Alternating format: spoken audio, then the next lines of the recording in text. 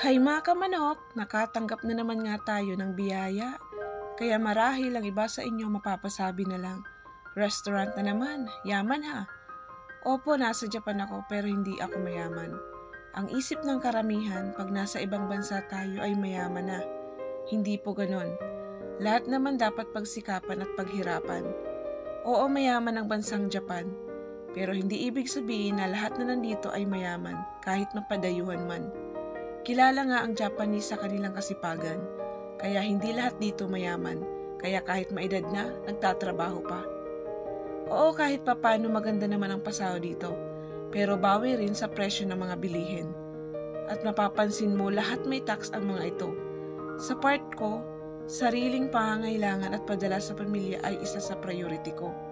Pero kahit ganon, habang bata pa, trabaho pa. Hindi ko sasayangin ang oras at panahon habang malayo sa aking pamilya. Inspirasyon ko ang aking pamilya, lalo na ang aking mga pamangkin. Hanggat may maitutulong, ako itutulong. Alam kong isa ka rin sa nangangarap na makapagtrabaho dito. Huwag kang mawawala ng pag-asa, hindi pa huli ang lahat. Makukuha mo rin yan, sipagan mo lang.